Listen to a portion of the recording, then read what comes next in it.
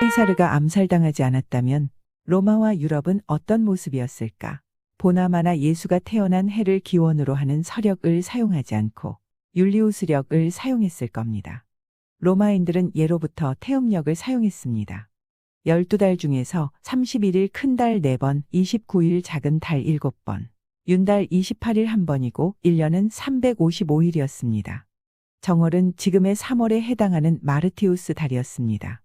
이처럼 정확하지 못한 역법을 사용했기 때문에 밤낮의 길이가 같은 춘분을 비롯하여 절기가 맞지 않았습니다.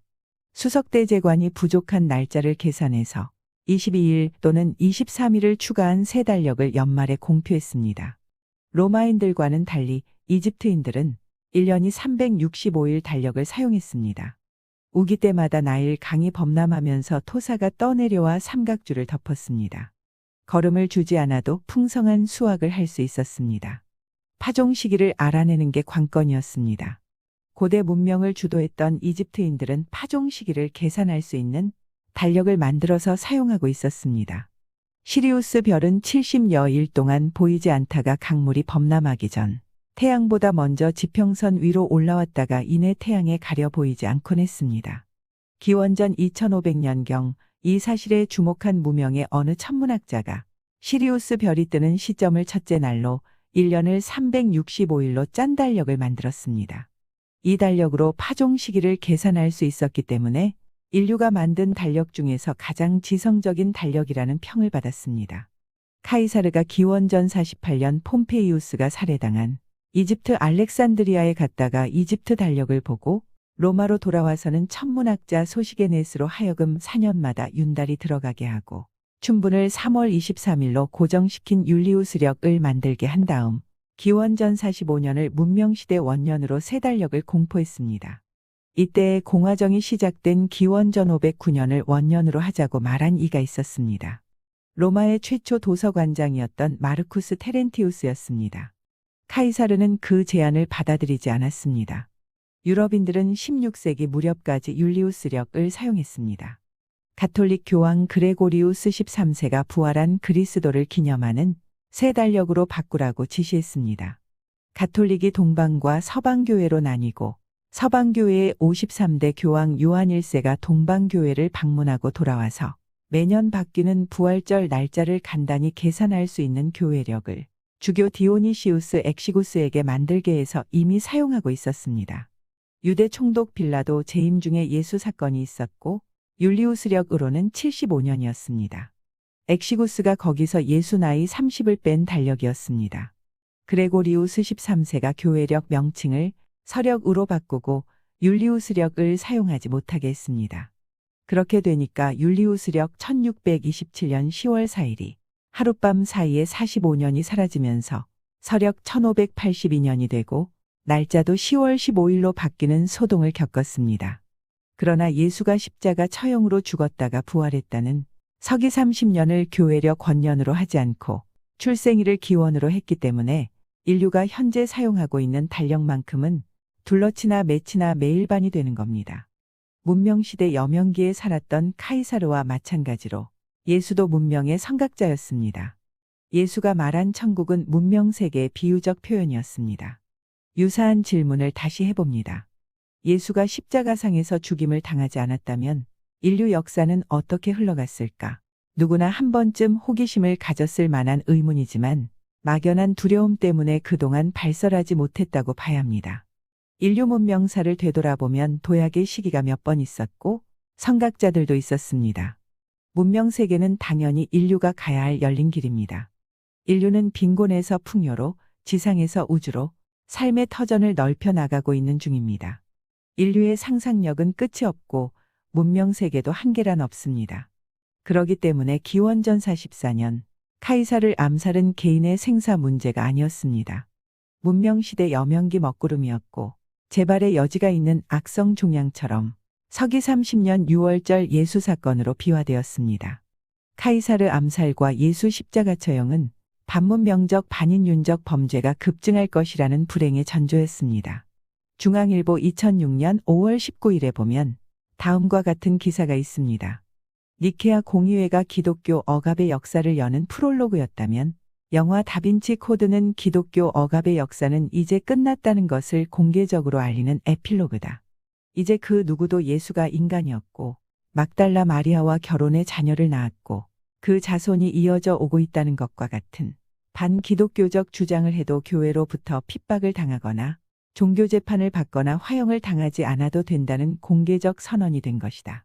콘스탄티누스의 니케아 공의회로 변질되기 시작한 기독교가 인간 삶의 질을 윤택하게 하고 향상시킨 것이 아니라 민주주의와 자유와 인권을 극도의 나락으로 빠뜨리고 인류를 커다란 불행과 재앙으로 몰아넣은 장본인이란 역사적 진실이 상식화되는 도화선이기도 하다. 예수가 문명의 선각자였다는 생소한 이야기는 겨자씨 비유에서 비롯된 가설입니다. 물증이 없으면 이론적 가설을 가지고 논쟁을 시작합니다.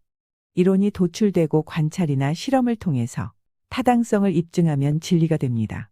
예수가 당신들 믿음이 겨자씨만큼만 있어도 이 산을 저리로 가라 하면 갈 것이요 못할 것이 없다고 말할 때 바리새파 랍비들은 많은 자손이 평화를 가져온다. 가난한 자들에게 복이 있다.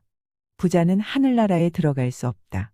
이처럼 말장난에 불과한 현학적인 표현을 써가면서 잠언인 양 가르치고 있었기 때문에 예수는 눈엣 가시 같은 존재였고 예수를 볼 때마다 랍비들은 선엄적 열등의식에 빠지곤 했습니다. 예수의 천국은 자아발견과 정신력 무한 신뢰이고 깨달음에서 오는 거듭남이었습니다. 랍비 니고데모는 거듭남의 의미를 알고 있었습니다. 그런데도 늙은이가 어떻게 2번 모태에 들어갔다가 출생할 수 있느냐면서 음축맞게 능청을 떨다가 마침내 기회를 잡았습니다. 무고한 예수에게 십자가 처형을 지시한 빌라도 총독이 자괴감에 시달리고 있을 때 니고데모와 아리마대 요셉이 예수 시신을 매장할 것처럼 총독을 속이고 동굴 무덤에 방치했습니다. 그리스도 부활과 같은 허망지설을 유포하는 이단의 무리에게 예수를 넘겨준 꼴이 되는 겁니다. 니고데모와 아리마대 요셉은 예수 시신을 동굴 무덤에 넣었다가 곧바로 어딘가에 숨겨놓고 여인들이 나타났을 때 마태복음에 보면 형상이 번개 같고 흰 옷 입은 천사, 마가복음에 보면 흰 옷 입은 청년, 누가복음에 보면 찬란한 옷을 입은 2사람, 요한복음에 보면 동산지기 같은 사람이 기다리고 있다가 여인들이 나타나니까 십자가에 못 박힌 예수가 살아났느니라. 그의 누웠던 자리를 보라.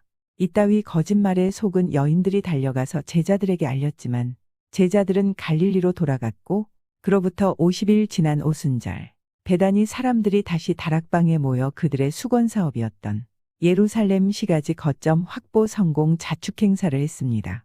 오순절 사건은 사도행전에만 있는 스토리이고 거기 등장하는 12제자는 사복음서 캐릭터를 공유한 다른 사람들 이야기라서 우리가 그것을 논하는 것만으로도 난센스 코미디가 됩니다.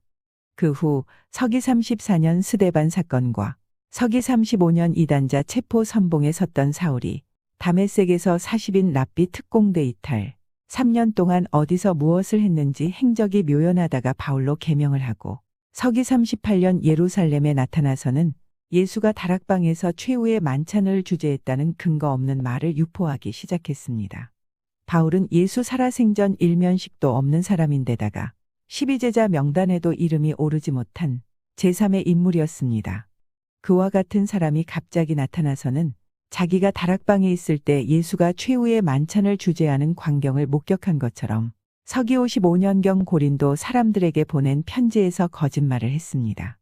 주 예수께서 잡히시던 밤에 떡을 가지 사축사하시고 이르시되 이것은 너희를 위하는 내 몸이니 이것을 행하여 나를 기념하라 하시고 식후에 또한 그와 같이 잔을 가지시고 이르시되 이 잔은 내 피로 세운 새 언약이니 이것을 행하여 마실 때마다 나를 기념하라 하셨으니 너희가 이 떡을 먹으며 이 잔을 마실 때마다 주의 죽으심을 그가 오실 때까지 전하는 것이니라. 이와 같은 허위사실을 유포하니까 거짓말이 눈덩이처럼 불어나면서 서기 65에서 70년 나온 것으로 추정되는 마가복음에서는 예수 신화의 역사적, 지리적 배경을 추가했고 그 후에 나온 마태와 누가복음에서는 예수 탄생과 부활에 대한 세부 내용을 윤문했으며 마지막에 나온 요한복음에서 기독교 신학이 견고해졌기 때문에 랍비 니고데모와 아리마대 요셉의 예수 시신 동굴 무덤 방치와 바울의 거짓말 최후의 만찬은 문명의 선각자 예수와 아무런 관련이 없는 딴 세상 이야기였습니다.